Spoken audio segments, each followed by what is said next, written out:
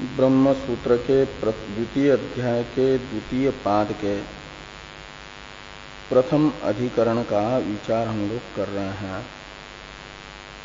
इस अधिकरण में कुल 10 सूत्र हैं। इन 10 सूत्रों के व्याख्यान रूप भाष्य का विचार हो गया है।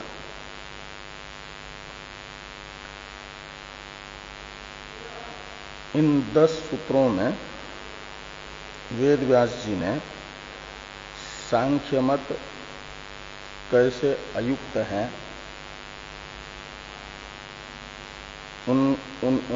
उस सांख्य मत में कैसे विरोध है परस्पर अभ्युपगमों का, उसे बताया।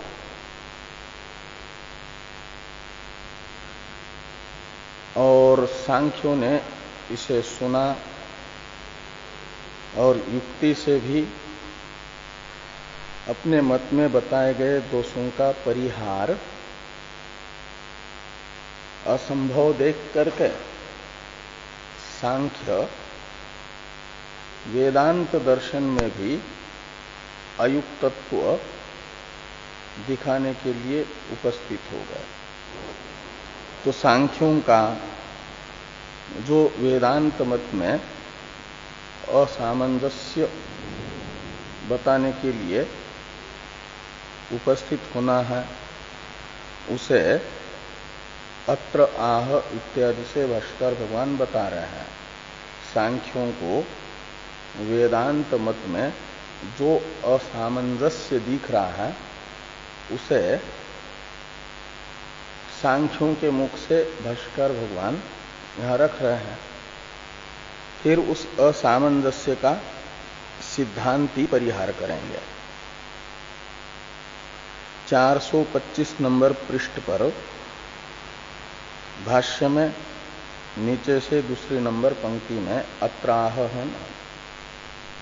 इसका अवतरण टीका में है कि स्वमत असामंजस्यम असहमान सांख्य प्रत्यवतिष्ठते अत्र आह इति।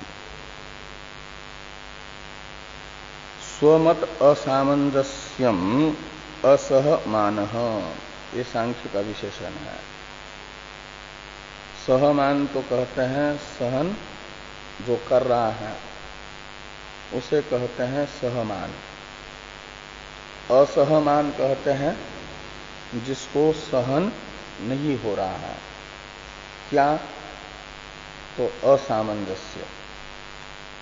असामंजस्य यानी अयुक्तता, सहन नहीं हो रही है।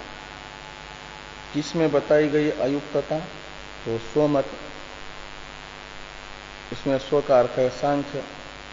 तो सांख्य के मत में सिद्धांत के द्वारा इन 10 सूत्रों से बताई गई अयुक्तता को सहन नहीं कर पा रहे हैं सांख्य। तो अपने मत में असामंजस्य बताने वाले वेदांतियों को सांख्य कह रहे हैं कि आपके मत में भी असामंजस्य है। असहमान सांख्य प्रत्यवतिष्ठते। अत्र आह ननु औपनिषदानाम अपि असमंजसम एव दर्शनम। औपनिषद है वेदांती, और वेदांतियों का दर्शन भी असमंजस ही है। अपि शब्द सांख्य मत के असामंजस्य को दृष्टांत के रूप से बता रहा है। जैसे आप लोग हमारे दर्शन को असमंजस कह रहे हो, अयुक्त कह रहे हो, ऐसा आपका दर्शन भी अयुक्त है, असमंजस है। ये तो हुई सांख्यों की प्रतिज्ञा सूत्र रूप से, और इस प्रतिज्ञा का साधक हेतु भी सूत्र रूप से सांख्य बता रहे हैं कि तप्य तापकयोर जात्यंतर भाव अन अभ्युपगमात। वेदांत मत क्यों असमंजस है? कहते इसलिए कि वेदांत मत में वेदांत मत में तप्य जीव और तापक संसार को भिन्न भिन्न नहीं माना। जात्यंतर भाव का तो अर्थ है भेद, और उसका अभ्युपगम का अर्थ हुआ संसार और जीव का भेद अंगीकार, और अनभ्युपगम का तो अर्थ हो जाएगा जीव और संसार के भेद का अनंगीकार। जीव और संसार को वेदांत मत में भिन्न भिन्न नहीं माना गया। जात्यंतर भाव अनभ्युपगमा सूत्र से कहा। इसका अर्थ करते हैं टीका में टीकाकार कि तप्यो जीव तापक संसार तयोर्भेद अनंगीकारात्। तप्य जो जीव, तापक जो संसार, इन दोनों का परस्पर भेद वेदांतियों ने नहीं माना। इसलिए क्या होगा, लोक में तो तापक संसार भिन्न है, तप्य जीव भिन्न है। लोक प्रसिद्धि तो ये है कि तप्य तापक का भेद, ये है लोक प्रसिद्धि, और इस लोक प्रसिद्धि का विरोध हो जाएगा। तो लोक प्रसिद्ध ताप्य तापक भावो लुप्तेत। तप्य तापक भाव होता है भेद में, एक तप्य तापक भाव संबंध है, और ये तप्य तापक भाव संबंध बनेगा भेद में। हमेशा संबंध का स्वभाव होता है कि वह द्विष्ठ होता है, दो में रहता है, एक में नहीं। और यदि ये एक होंगे, अलग अलग नहीं होंगे, तो तप्य तापक भाव कैसे बनेगा। और संसार और जीव का लोक में तप्य तापक भाव संबंध प्रसिद्ध है, इस प्रसिद्धि का विरोध होगा। लोक प्रसिद्ध तप्य तापक भाव छोड़ने का प्रसंग आएगा।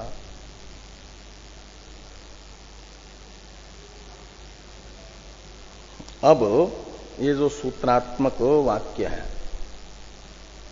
पूर्व पक्षी का, इसका विवरण है तप्य तापक्योर जात्यंतर भाव अनभ्युपगमात्, इसकी व्याख्या हो रही है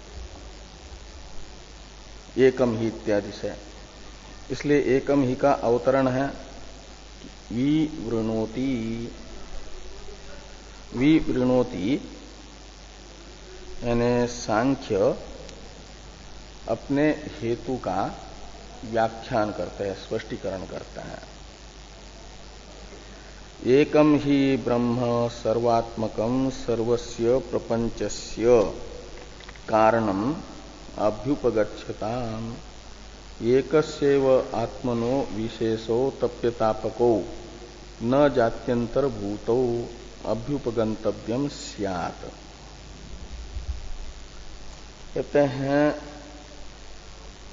वेदांतियों ने सर्वात्मक एक ब्रह्म को समस्त प्रपंच का उपादान कारण माना है।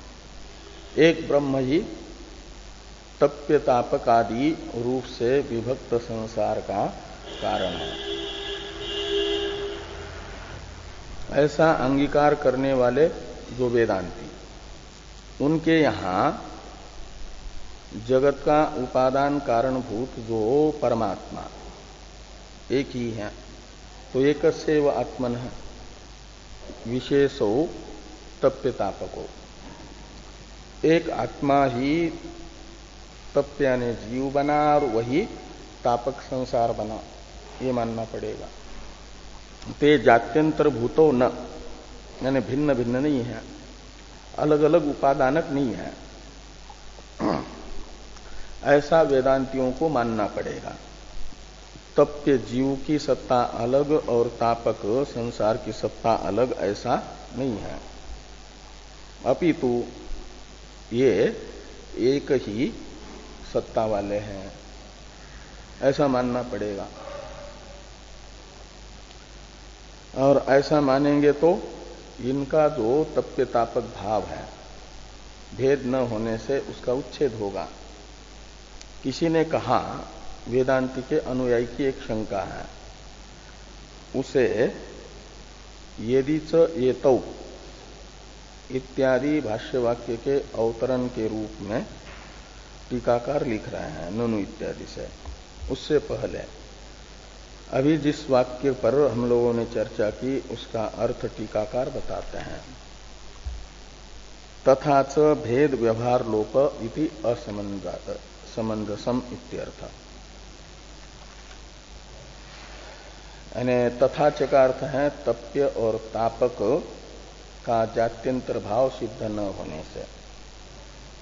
तप्य तापक भाव नहीं होगा लोक प्रसिद्ध, तो लोक प्रसिद्ध जो भेद व्यवहार है उसका लोप होगा।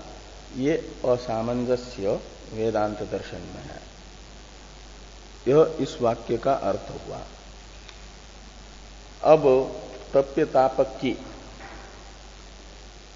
भिन्नता सिद्ध हो तो तप्य तापक भाव सिद्ध हो, तो वेदांति के अनुयायी सांख्यों को वेदांत मत में तप्य तापक भाव का प्रयोजक तप्य और तापक का जो भेद है वो भेद उपपन्न है, इस प्रकार बता रहे हैं। एक प्रकार से भेद यदि सिद्ध होगा, भेद की शंका होगी सांख्यों के प्रति, वेदांती बताएंगे तप्य तापक का भेद हो सकता है करके, तो फिर तप्य तापक भाव भी सिद्ध होगा, लोक प्रसिद्धि का विरोध नहीं होगा।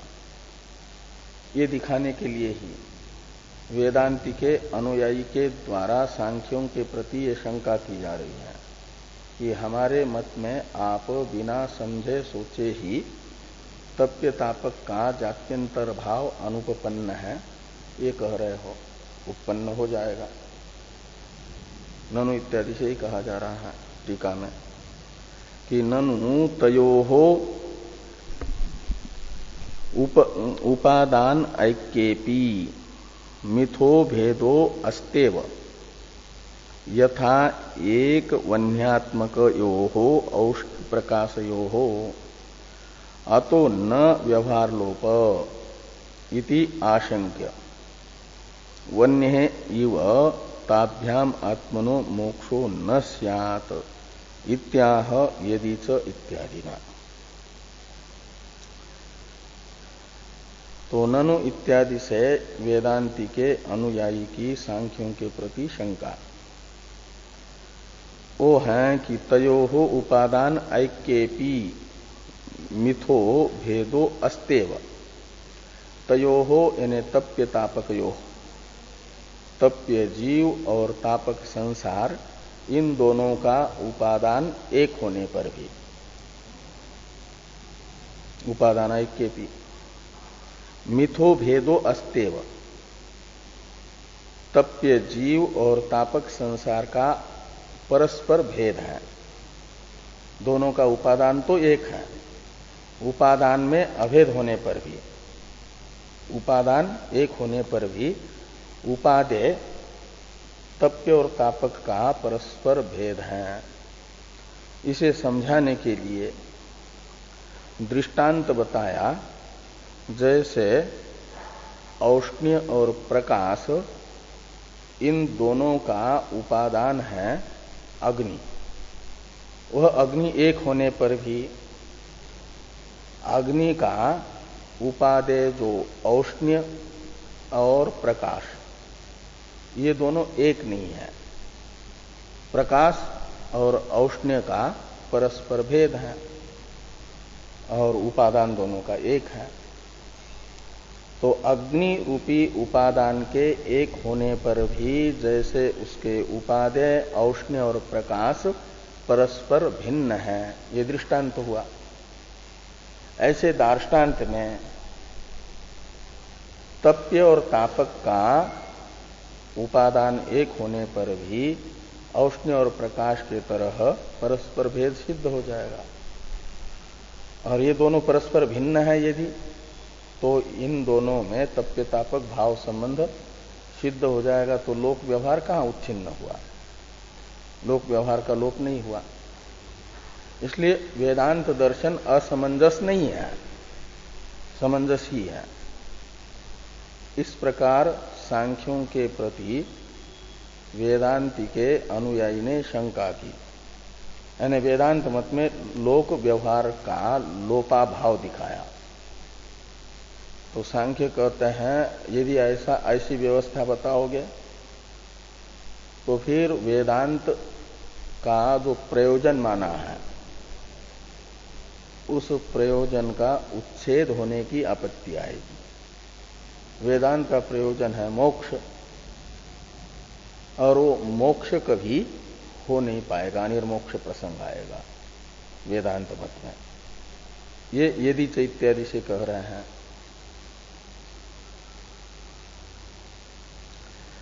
और यदि इत्यादि से सांख्य जो दोष बताना चाह रहे हैं उस दोष को टीकाकार अवतरण में स्वयं कह रहे हैं कि इति आशंक्य वन्हे इव ताभ्याम आत्मनो मोक्षो न स्यात् इत्याह यदि च इत्यादि न।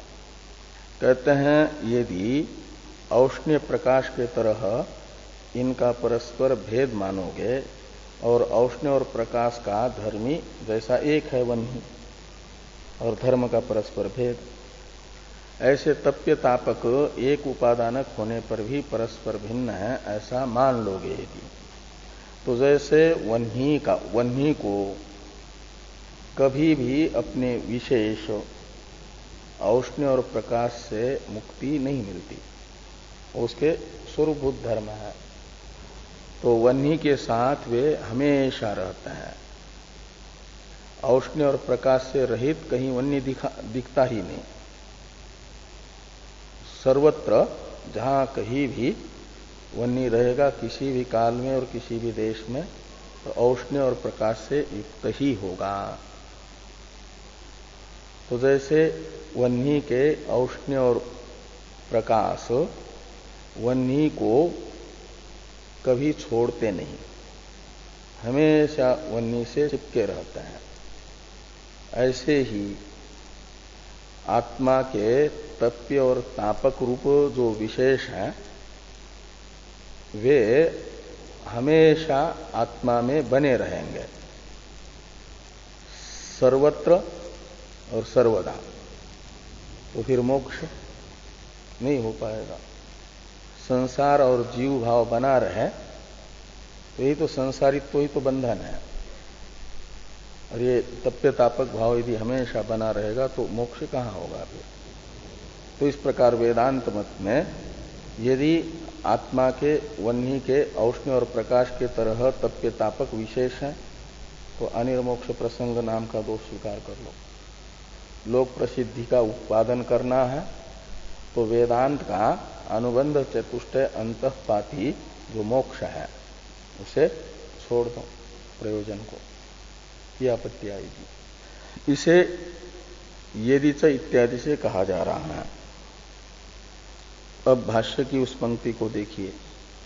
यदि च एतौ तप्य तापको एकस्य आत्मनो विशेषो शाताम स ताभ्याम तप्य तापकाभ्याम न निर्मुच्यते इति तापोपशांतये सम्यक दर्शनम उपदिशत शास्त्रम अनर्थकम स्यात्। तो वन्ही के औष्ण्य और प्रकाश के तरह आत्मा के तप्य तापक विशेष है ऐसा मानोगे तब तो कहते हैं ताभ्याम तप्य तापकाभ्याम स यानी आत्मा न निर्मुच्यते कदाचित भी और कुत्रापि, कभी भी और कहीं पर भी इनसे मुक्ति आत्मा को नहीं मिलेगी। वन्य को कहीं पर भी ले जाओ और कभी भी ले जाओ वह उष्ण और प्रकाश से युक्त ही रहेगा।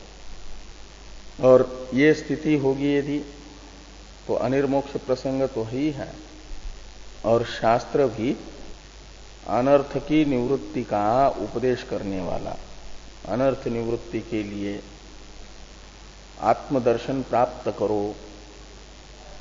यदि तुम मुक्त होना चाहती हो, अमृतत्व को प्राप्त करना चाहती हो, तो याज्ञवल्क्य जी ने कहा कि आत्मावारे द्रष्टव्य, आत्मदर्शन प्राप्त कर लो, सम्यक दर्शन प्राप्त कर लो तो मुक्ति मिलेगी।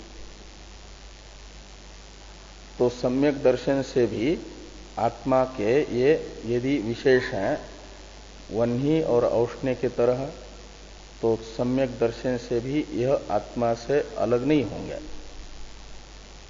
तो अमृतत्व की प्राप्ति कैसे होगी? तो आत्मावार्य द्रष्टव्य इत्यादि शास्त्र अनर्थ निवृत्ति के उपाय के रूप में सम्यक दर्शन को बताने वाला निरर्थक हो जाएगा, ये कह रहे हैं।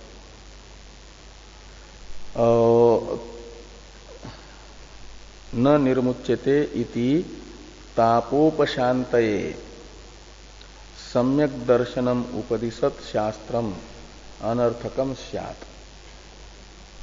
ताप है त्रिविध ताप, आध्यात्मिक, अधिभौतिक, अधिदैविक दुख, और इस ताप की उपशांति है हमेशा के लिए निवृत्ति।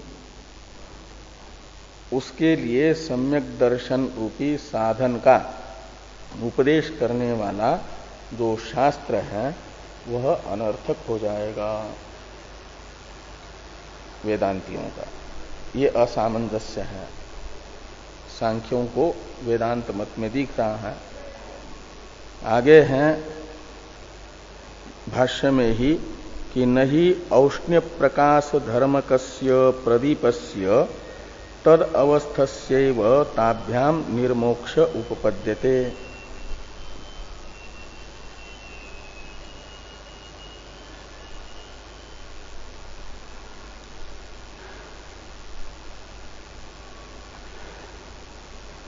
नहीं औष्ण्य प्रकाश धर्मकस्य प्रदीपस्य तद अवस्थस्यैव ताभ्याम निर्मोक्ष उपपद्यते।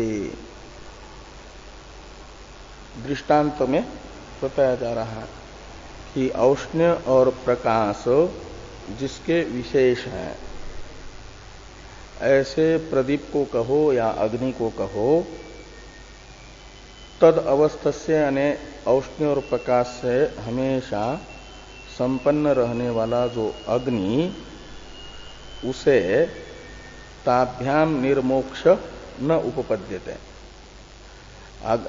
ताभ्याम यानी औष्ण्य प्रकाशाभ्याम न निर्मोक्ष उपपद्यते, प्रदीप को मुक्ति नहीं मिल सकती।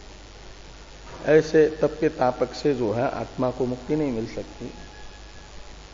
अब योपी जल तरंग वीची फेनादि उपन्यास, ये जो वाक्य आ रहा है, वेदांती जल को, जल के विशेष वीची तरंगादि से जैसे मुक्ति मिलती है, वीची तरंगादि से रहित जल हो सकता है जैसे, ऐसे आत्मा मुक्त हो जाएगा तप के तापक भाव से भी रहित हो सकता है। इस प्रकार वीची तरंगादि दृष्टांत से आत्मा को तप के तापक से निर्मुक्ति का प्रतिपादन करना चाह रहे हैं वेदांती। तो वेदांती के इस दृष्टांत का भी अनुवाद करके सांख्य कह रहे हैं कि जल तत्व को भी कभी अपने विशेष विचि तरंगादि से रहित देखा नहीं जा सकता, मुक्ति नहीं मिल सकती, ये कह रहे हैं सांख्य योपी इत्यादि से। योपी इत्यादि का अवतरण है टीका में। ननु सत्यपि धर्मिणी स्वभाव नाशो मोक्ष उपपद्यते, सत्येव जले विच्यादि नाश दर्शनात्। इति आशंक्य दृष्टांत सिद्धिम आह योपि इति। तो ये कह रहे हैं कि सत्यपि धर्मिणी स्वभाव नाशो मोक्ष उपपद्यते। धर्मी के रहते हुए भी, यानी आश्रय के रहते हुए भी, उपादान के रहते हुए भी उपादेय का, धर्मों का स्वरूप नाश हो सकता है। स्वरूप स्वभाव नाशो मोक्ष उपपद्यते। कैसे? तो कहते जैसे जल तत्व के विद्यमान रहते हुए भी जल तत्व के धर्म जो वीची हैं, फेन हैं, तरंग हैं, ये नष्ट होते हैं तो जल थोड़ा ही नष्ट होता है। तो उपादान के रहते हुए भी विच्यादि का जैसे नाश हो रहा है, ऐसे उपादान आत्मा के रहते हुए तप्य तापक का नाश हो जाए, कोई आपत्ति नहीं। इस प्रकार यदि आशंका करते हैं सांख्यों के प्रति वेदांती के अनुयायी, तो सांख्य वेदांती ने जो दृष्टांत बताया उस दृष्टांत में असिद्धि बता रहे हैं। दृष्टांता सिद्धिम आह योपी इत्यादि से। योपी जल तरंग वीची फेनादि उपन्यास तत्रापि जलात्मन एकस्य विच्यादयोः विशेषा आविर्भाव तिरोभाव रूपेण नित्या एव इति समानो जलात्मनो विच्यादिभिः अनिर्मोक्षः। ते कह रहे हैं औष्ण्य प्रकाश धर्मकस्य योपि जल तरंग वीची फेनादि उपन्यास। वेदांतियों ने जो जल तरंग विच्यादि वीची फेन आदि का दृष्टांत बताया है कि जल के रहते हुए भी इनका नाश हो जाता है, ऐसे आत्मा के रहते हुए आत्मा के धर्मों का नाश, वो जो तापक संसार है चला भी जाए, यही तो मोक्ष है। तप्य तापक भाव की निवृत्ति हो जाएगी। ये जो दृष्टांत बताया उसका अनुवाद करके अब दोष बता रहे हैं कि तत्रापि दृष्टांत में कि जलात्मन एकस्य विच्यादयोः विशेषा आविर्भाव तिरोभाव रूपेण नित्या एव इति समानो जलात्मनो इत्यादि भी अनिर्मोक्ष। तो ये जो जल तत्व है उस एक जल तत्व के ही वीची तरंग फेन बुदबुदे आदि विशेष हैं। यदि फेन शांत हुआ तो तरंग रहेगा और बुलबुले रहेंगे, कुछ न कुछ तो विशेष से युक्त ही जल तत्व रहता है। सांख्यों का कथन है कि सभी विशेषताओं से रहित जल तत्व मात्र को कभी देखा नहीं जा सकता। जल तत्व सारी विशेषताओं को छोड़ करके रहा हो, ऐसा नहीं। इसलिए जैसे प्रदीप औष्ण्य और प्रकाश रूप विशेषता से रहित नहीं होता, ऐसे विच्यादि विशेषताओं में से किसी न किसी विशेषताओं से युक्त ही ये रहता है। कौन? जल तत्व। इसलिए कहा कि एकस्य तत्रापि जलात्मन एकस्य विच्यादयो विशेषा आविर्भाव तिरोभाव रूपेण नित्या एव, या तो प्रकट रहेगी या तो अभिभूत होकर के रहेगी, लेकिन ये विच्यादि जरूर रहेगी ही विशेषताएं। इति समानो जलात्मनो विच्यादि भी अनिर्मोक्ष। यानी जैसे प्रदीप का औष्ण्य प्रकाश से अनिर्मोक्ष है, ऐसे ही जल का भी विच्छादियों से अनिर्मोक्ष एक जैसा ही है, मोक्ष सिद्ध नहीं होगा। प्रसिद्धश्च इत्यादि भाष्यवाक्य की अवतरण टीका है। किंच भेद अंगीकारे अपसिद्धांत अनंगीकारे लोक प्रसिद्धि बाध इत्याह प्रसिद्धश्च इति। तो वेदांती यदि तप्य तापक का भेद मानते हैं तो अपसिद्धांत की आपत्ति आएगी। अभेदवाद है वेदांतवाद। इस अभेदवाद रूपी जो सिद्धांत है उसको छोड़ करके भेद वाद रूपी अपसिद्धांत को अपनाना पड़ेगा भेद स्वीकार करने पर। और भेद नहीं मानते हैं तो वेदांत मत में लोक प्रसिद्धि का विरोध। तो ये दोनों पक्ष में तप्य तापक का भेद मानेंगे इस पक्ष में भी और नहीं मानेंगे इस पक्ष में भी वेदांत मत असमंजसी है, अयुक्त ही है, सदोषी है। ये वेदांत मत में दिखाने के लिए सांख्य कहते हैं कि प्रसिद्धश्च अयम तप्य तापकयोर जात्यंतर भावो लोके। लोक में तप्य और तापक का भेद प्रसिद्ध है, सिद्ध है। कैसे सिद्ध है उसे ही तथा ही इत्यादि से बताया जा रहा है। तप्य तापक के भेद का विवरण है।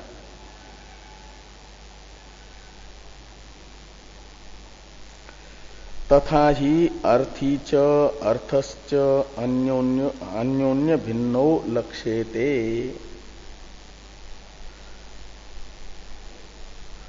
अर्थी और अर्थ, अर्थी कहते हैं चाहने वाले को और अर्थ कहते हैं चाह के विषय को। अर्थ है काम्यमान और अर्थी है कामना करने वाला, कामयिता और काम्य। अर्थी है कामयिता, अर्थ है काम्य। कामयिता और काम्य इन दोनों का भेद लोक में प्रसिद्ध है। कामयिता अलग होता है, वो तो कामना का करता है। काम है इच्छा, इच्छा का कर्ता, इच्छा का आश्रय और इच्छा का विषय अलग अलग हुआ करता है। कामयिता और काम्य ये दोनों एक नहीं होते। सकर्मक धातु का कर्म और कर्ता ये अलग अलग हुआ करता है। अर्थी है कामना रूप क्रिया का वाचक जो सकर्मक धातु है, कमुकांतो धातु, उससे कर्ता अर्थ में प्रत्यय होकर के कामयिता बनता है। वो कर्ता को बता रहा है इच्छा के। और अर्थ शब्द में कर्म अर्थ में प्रत्यय हुआ है, वह काम शब्दित इच्छा के कर्म को बता रहा है। और यदि इन दोनों का भेद नहीं मानेंगे, अर्थी और अर्थ का, तो क्या हो जाएगा? कर्मकर्तृ विरोध होगा। इसलिए लोक में कर्मकर्तृ विरोध न हो, इसके लिए अर्थी यानी कामयिता और अर्थ यानी काम्य, इन दोनों का विरोध प्रसिद्ध है। ये यहां पर कहा कि तथा ही अर्थी च अर्थश्च अन्योन्य भिन्नो लक्ष्यते। अर्थी और अर्थ इनका परस्पर भेद लक्षित होता है। यदि अर्थिन स्वतो अन्यो अर्थो न स्यात् इत्यादि वाक्य की अवतरण टीका है। अर्थो ही अर्जन अलाभादिना आर्थिनम तापयति इति तापकः। और अर्थी यानी तप्य तयो अभेदे बाधकम आह यदि। अर्थ है तापक, यानी काम्यमान जो पदार्थ है वह भी तापक यानी दुख का हेतु बन जाता है। आगे बताएंगे अर्थ भी कैसे अनर्थ यानी दुख का हेतु बन जाता है। तो यहां पर ये कह रहे हैं कि अर्थो ही अर्जन अलाभादिना अर्थिनम तापयति। अर्थी को अर्थ भी दुख कैसे देता है? तो अर्थ को जब अर्जित करना होता है, अर्थार्जन के समय बहुत प्रयत्न करना होता है, कष्ट सहन करने होते हैं, जिनसे अर्थार्जन करते समय व्यवहार करना होता है, उनके दुर्व्यवहार को भी सहन करना होता है। ऐसे ये अर्जन द्वारा अर्थ जो है अर्थी को दुख देता है, और प्रयत्न करने पर भी प्राप्त नहीं हुआ तो अलाभ के कारण भी अर्थ जो है दुख दे देता है। तो ये कहा अर्जन अलाभादिना अर्थिनम अर्थो तापयति इति तापक। इसलिए ये तापक कोटि में चला जाएगा। और इस अर्थ से दुखी हो रहा है, तप रहा है अर्थी, जिसको अर्थ की जरूरत नहीं है।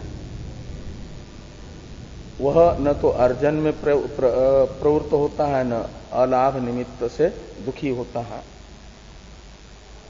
इसलिए अर्थी होता है तप्य।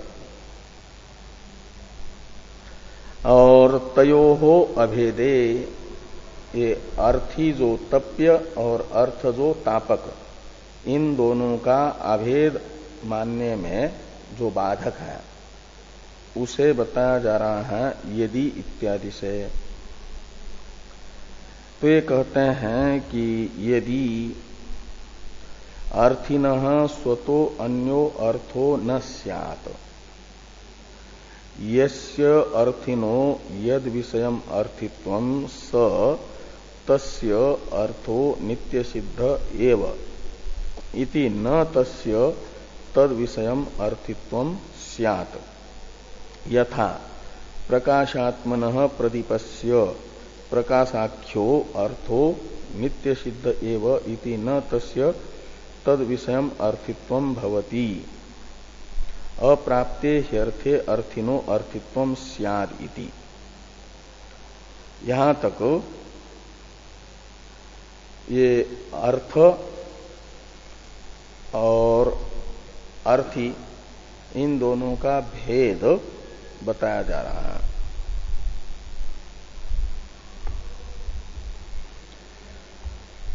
ये कह रहे हैं कि यदि अर्थ को अर्थी से भिन्न नहीं मानेंगे तो अर्थित्व ही सिद्ध नहीं होगा, ये कहा जा रहा है।